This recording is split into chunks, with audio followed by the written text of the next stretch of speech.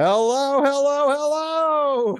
Welcome to an episode of the Crispy Compact Communiqué, the shortened mobile version of the podcast. This is literally going to be a compact episode because as you can see, we are not in our usual environment. We are doing this virtually, if I can talk, because I am not in Philadelphia right now. I am representing the Eagles. Where are you, Rich? I'm trying to do my best here, but folks, I am right now in enemy territory. I am live in Dallas this week for a work conference, and the fates determined that it had to be in enemy territory here in Dallas, Texas. So everywhere that I've been allowed to do casual wear, I've been doing all the Eagles. I brought my Eagles hat, Super Bowl champions. Take that. I am rubbing it in everybody's faces while I am here. So Philly faithful, do not worry. I am keeping the bleeding green strong here in Texas. But other than that, Mikey, how are you doing? I'm good. Certainly not as exciting as being in Dallas, but I have been doing all my Christmas shopping, getting all that stuff done because the year is just trucking right along. I can't believe we're already like midway through December. It's ridiculous. Yeah, it's crazy. A matter of fact, what is it now? Week 14 for the NFL? Week 15. Week 15 is coming up, Yeah. right? We just had week 14. Yes, yeah. It's crazy. We are at the end of the NFL season, the home stretch. Yeah. Like it's crazy. Everything is starting to come to fruition. The end of the year, the holidays. It's been flying by.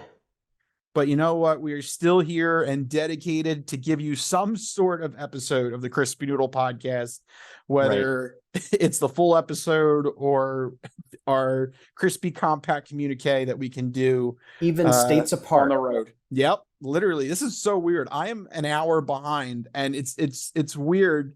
Like I'm trying to communicate with Mike, like I'll meet you at 10 or 9 because for me it's 9, but for Mike it's 10 or something like that. But I'm getting used to it. We'll figure it out as we do more of these. But let's launch into the topic. We got to talk about the Eagles. Man, what a great win. And I was traveling. I actually did not get to see the game because I was traveling on my flight to Dallas. But every step of the way, I kept hearing the Eagles were just doing well. At one point, they went up 21-0. I was like, all right. Sounds good to me. I was Christmas shopping and I'm getting updates on my phone and it's 7-0, 14-0, 24-7. I'm like, man, what am I missing? Some kind of crazy just demolition job. And that's exactly what it was. Again, just like previous weeks, we talk about beating opponents at every step of the way, every facet of the game, on the ground, in the air, on defense. Brandon Graham, 3 sacks. Miles Sanders over 1,000 yards on the season. AJ Brown over 1,000 yards on the season in the same game. This Eagles team, as we get deeper and deeper into the year, when we're beating these teams we're not supposed to beat, Derrick Henry on the ground, Saquon Barkley on the ground. I mean, what are the flaws we can point to in this team anymore? Because they silence both of us with not being able to stop the run. You know? It's been definitely good to see that they've shored up their run defense. But I think just it comes down to just they're winning in a variety of ways. I mean, this is a game where both Devonta Smith and AJ Brown both had a fantastic day on their own accord. So it really is the ultimate pick your poison offense. Do you want to try and see if their running game can stall out and just shut down the passing game and try and put your effort into that? Or do you try and load up the box and contain Jalen Hurts and Miles Sanders and see if he can still be accurate on the run? But you know what? The Eagles have answered both of those calls very well these past two games. And I mean, I hope it continues because if they pull off a Christmas Eve win against Dallas, especially since I'm in Dallas right now, but if they can do that, wow, they're going to have so much momentum towards the end of the season. Oh yeah, absolutely. And remember guys, we just got Avonte Maddox back. Big boost to the defense. We're going to get Gardner Johnson back at some point, and we still have to get Dallas Goedert back. I mean, all of these guys are expected to come back at some point. So if we can stay healthy, that's a big if always in the NFL. But really, I think our biggest opponent is ourselves. As long as we can stay healthy, I don't think there's a team out there right now. I mean, Dallas is the elephant in the room. We have to beat Dallas a second time. That's why I'm here. I'm trying to infiltrate. I'm trying to that's right.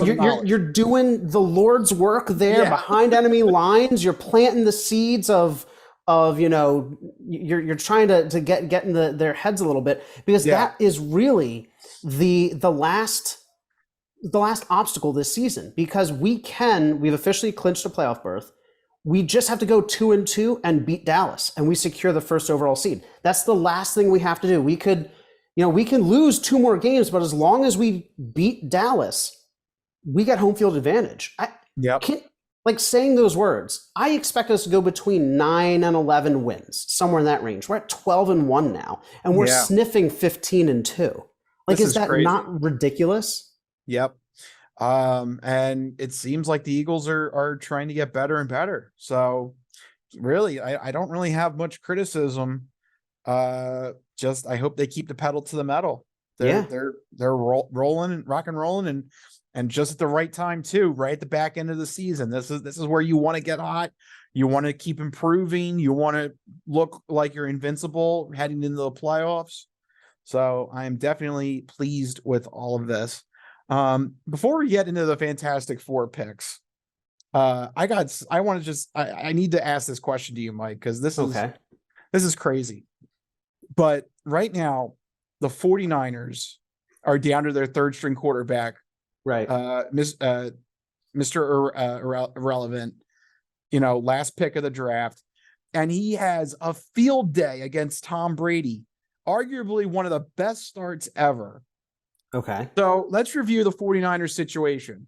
Trey Lance was supposed to be the franchise, got hurt this season, out for the whole season. Jimmy Garoppolo was the backup they were supposed to trade, but they ended up going with him because of the injury. He gets hurt. He's pretty much out for the season. Now this guy, this Purdy, whatever, I can't even say his name right. Brock Purdy. He's Purdy. This is a weirder situation than Nick Foles. What happens if he takes the 49ers to the Super Bowl? What do you do with all 3 of these quarterbacks? How do you package them? What you do is you trade all of them to different teams for first-round picks, and then going into this draft, you have 4 first-round picks. You go full Madden style. You trade up. You get the first 2 or 3 picks in a row. No, I mean, realistically, there's no... This is like when A.J. Feely took the Eagles the rest of the season and got us to the playoffs. Remember when McNabb and Detmer went down? No, in this scenario, you think it's bigger than that?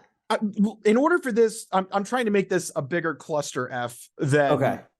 In this, I'm trying to say because if he just takes it into the playoffs and he wins a game, I mean, but if he takes them to the Super Bowl specifically, right? Because people are saying that if he actually takes this team to a Super Bowl run, what do you do? That is ridiculous. I don't know where you go. Where do you begin with 3 quarterbacks? I don't know. It's more of a crazy mess than the Nick Foles, Carson Wentz drama. Well, you got to get rid of Jimmy G. Jimmy G's the odd one out because Brock Purdy is younger and healthier. So no matter what happens, whoever's there at the end of the season, Jimmy G is gone. Yeah. Then it's a competition between Brock Purdy and the other guy, and whoever wins in camp is whoever wins in camp. And if what's his name, Lance, right?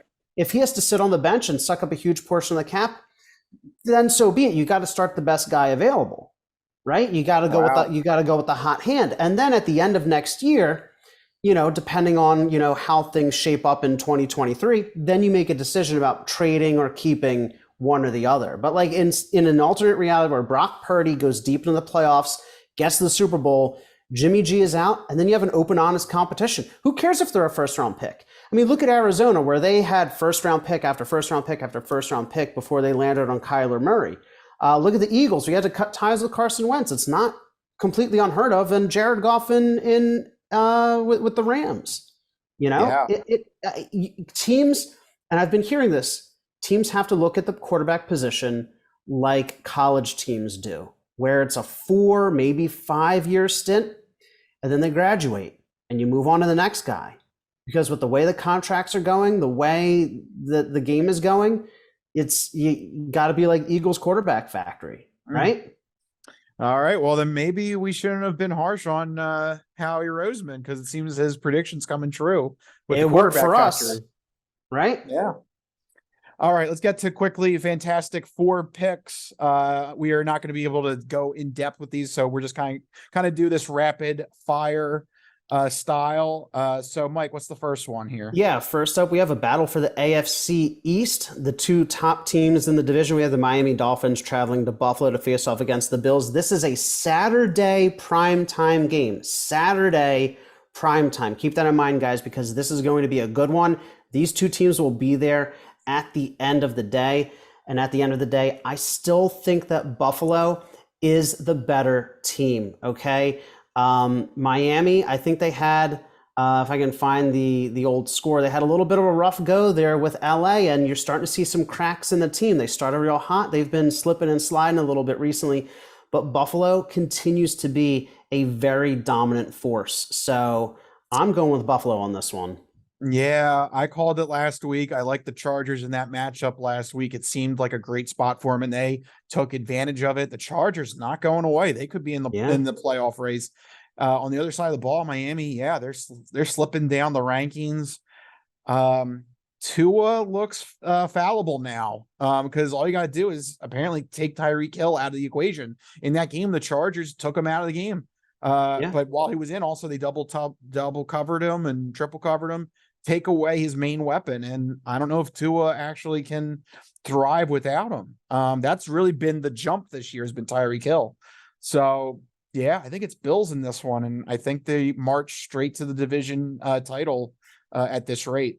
Yeah, it absolutely is looking like that. And speaking of the Chargers, we have a potential AFC playoff preview. The Tennessee Titans travel to LA to face off against those Chargers. This is Sunday at 4:30.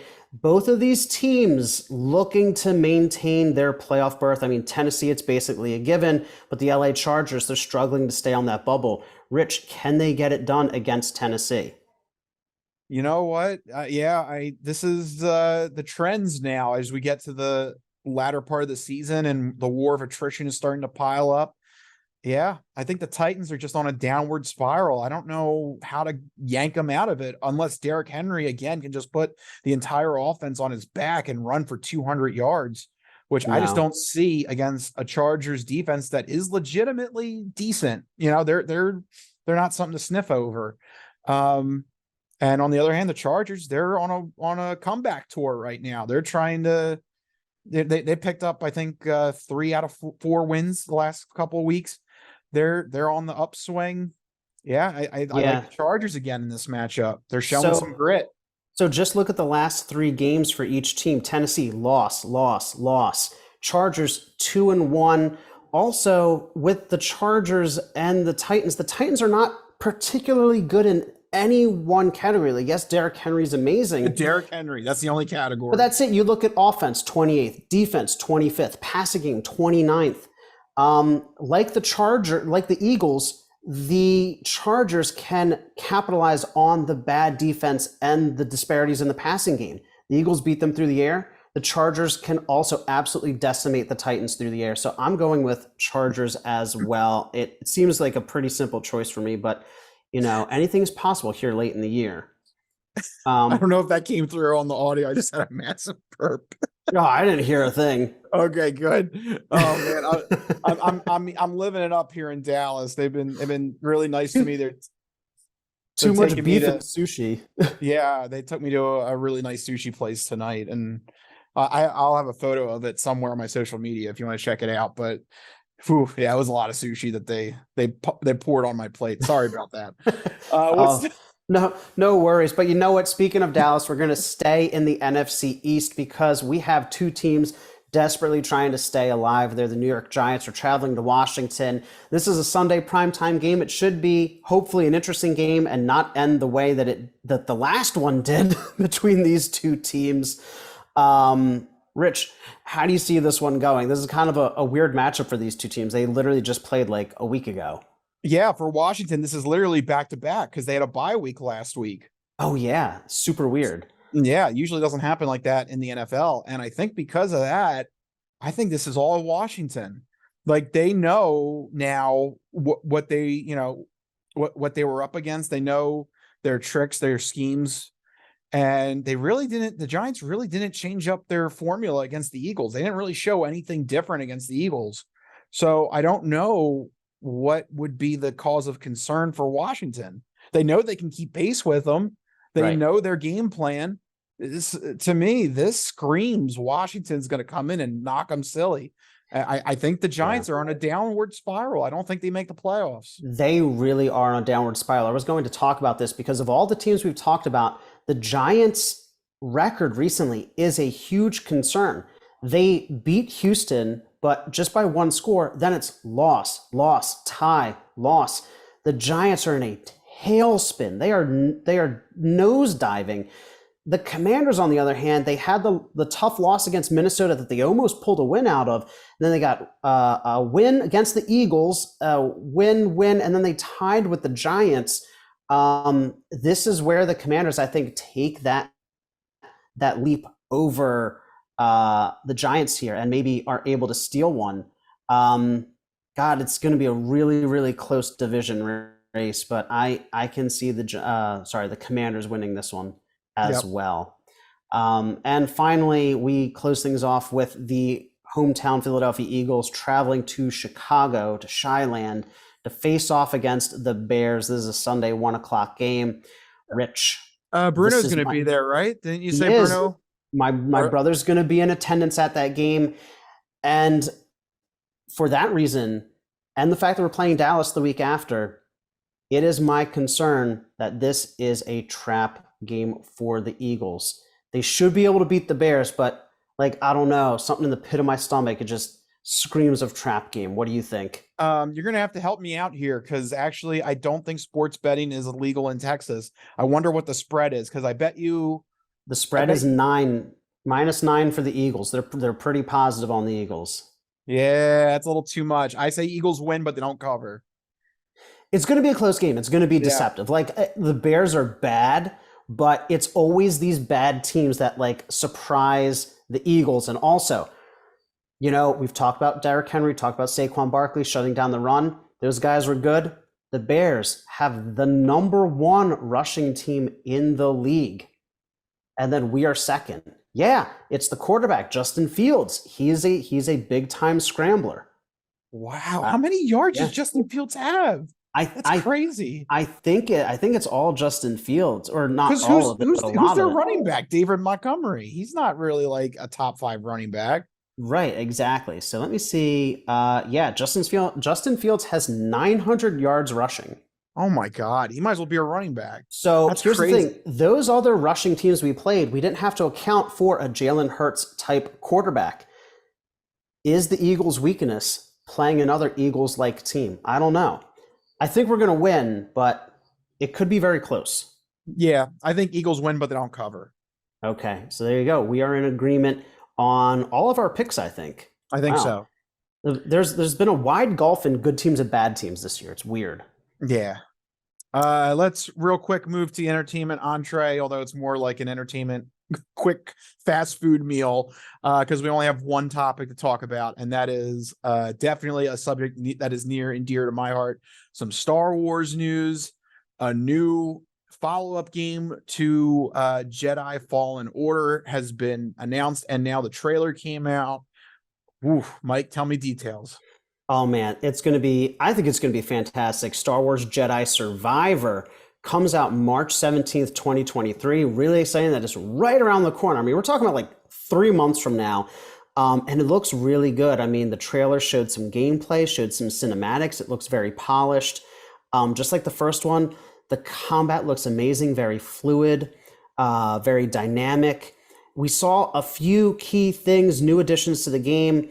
We saw the taming and riding of animal mounts. It looks like they're really focusing on the nature aspects. In the first game, there was little hints of that. We saw some more wild areas to explore. in the Star Wars universe. Like, there was fighting of wildlife at times, and so they're leaning into that. We're going to wild environments. We saw grapple hook gameplay as well. I mean, the best I video feel games like all have grapple hooks. They all have grapple hooks. I feel like they're trying to do a little copying off of Horizon series. Look at the best games. Spider-Man, web swinging is basically a grapple hook. Uncharted 4, grapple hook. Horizon, grapple hook. The best games. Every gamer loves a good grapple Arkham hook. series. Arkham series. You tell me, Rich, have you ever played a game with a grapple hook and it was bad? No. Grapple hooks make games better, and that's just a fact. Maybe like The World Is Not Enough on Nintendo 64. That was okay. All right. It was a weird mechanic. Anything in the past decade. BioShock Infinite kind of had like a grapple hook mechanic. Yeah, Skyhook. Yeah, exactly. So the grapple hook alone makes this an 8 out of 10. Okay. And then, of course, you have new enemies as well, new lightsabers. You have the crossbar lightsaber like Kylo Ren had. We even see enemies that are wearing Mandalorian armor.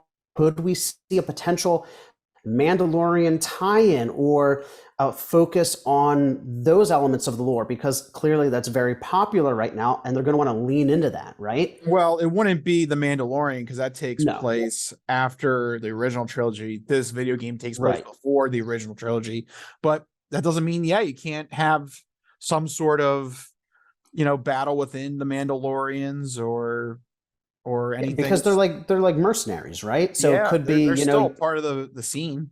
Yeah. So it just looks like everything that you want to see in a Star Wars game. It looks close to the first one with some key additions and refinement. And more than anything, I'm just excited to see more about the story. It's 5 years after the last game. Cal Kestis is still on the run. As you know, in the middle of the Inquisition period where the Empire's hunting down the Jedi, how has he survived for 5 years? They're aging him up. He looks more grizzled, more battle hardened. I like it. I like the mature look. And also one of the pre-order bonuses now, I'm not saying it's confirmed or not, but you can get some Obi-Wan Kenobi gear called like the Hermit gear or whatever. So could we meet Obi-Wan Kenobi? Could Obi-Wan Kenobi help out these runaway Jedi? Is Cal Kestis going to be an Obi-Wan Kenobi type? Because that's what you have to do as a Jedi during that period, is you gotta tango with the dark side a little bit. You gotta be a little bit, grisly and not be so clean and pristine all the time. It'll be really interesting to see how he survives, and you as a player, how you navigate that. Yeah, it would not surprise me to see a Kenobi tie-in.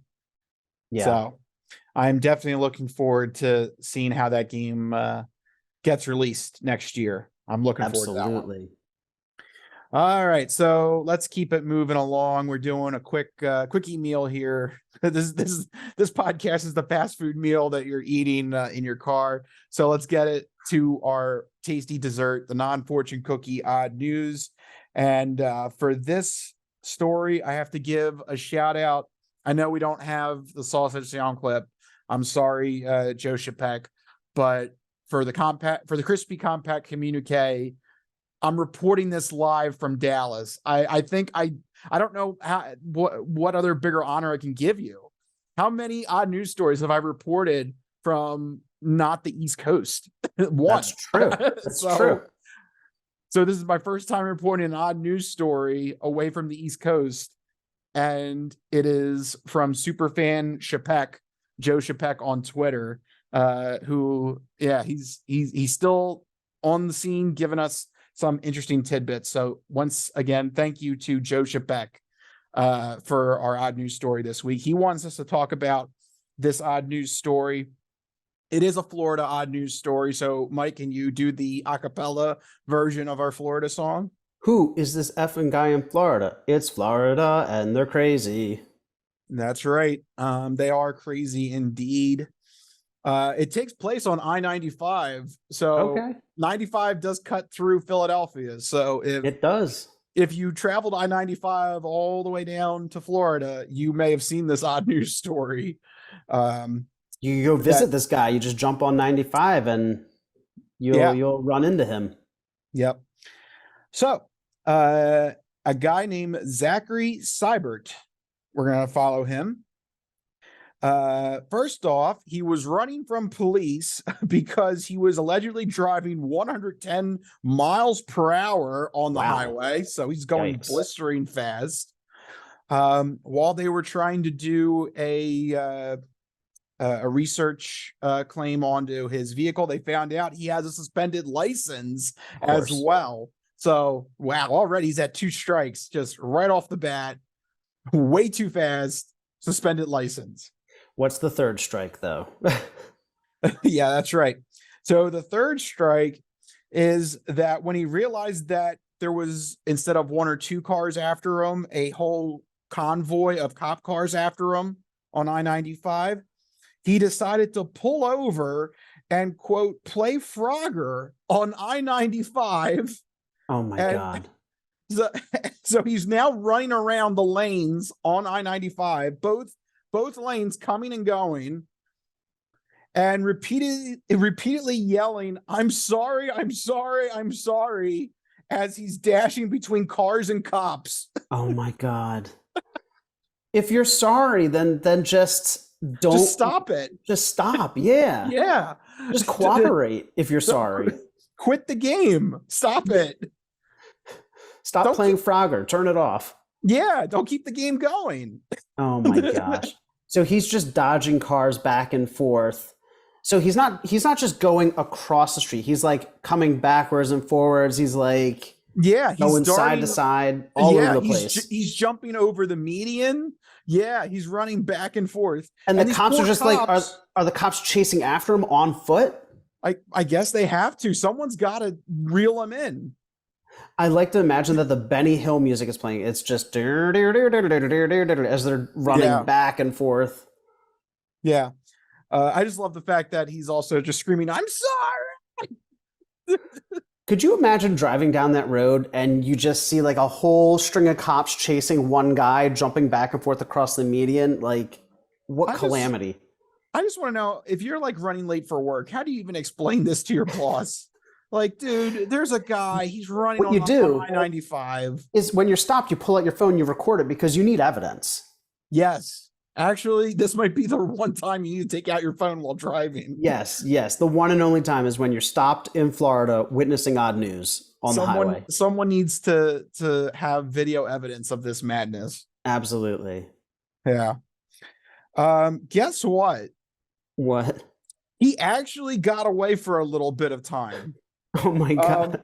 He jumped over after a couple minutes of this shenanigans. He actually jumped over the side barrier and ran into Buffer Preserve. What is Buffer Preserve? What is that? That's it's a real thing. It's the Buffer Preserve. Okay. A wonderful place for birds. I don't know. I guess it's a wildlife preserve. I guess that would be birds. I don't know. We need to call Don Wilson, the runner of Iowa's largest wildlife preserve. I don't know what to tell you.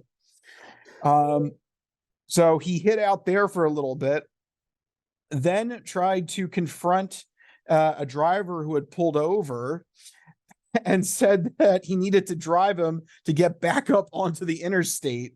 Oh my God. So I guess, I don't know if he was going to try round 2 of this, but at that point, deputies were able to surround him, they found him hiding in the back seat of the vehicle, and they arrested him. But I don't know if he wanted round 2 or something. That was I guess he wanted to try and get back to his car. He's like, I left my car there. Because remember, he was pulled over. So he's like, oh crap, I gotta get back. At that point, you've escaped. Just let it go. You'll get another one. You'll find another car. Yeah, at this rate, yeah. Because if you get arrested, you're not going to be able to use it anyway. Yeah, you have a suspended license and you have 3 strikes against you for playing Frogger on I-95. So dumb. Yeah. So there you go. Florida, they're just coming through. They're hitting 100% the last couple of weeks. They're trying to reach their quota for the end of the year is what it is. Yeah, they are. They're doing a good job at it to get to the end of the year right now. So absolutely. Props to Florida. Just a never-ending source of entertainment.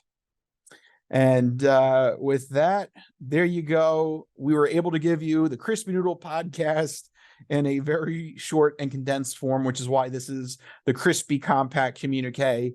Thank you guys for tuning in still on our weeks when we got stuff where we're running back and forth and I'm in Dallas randomly.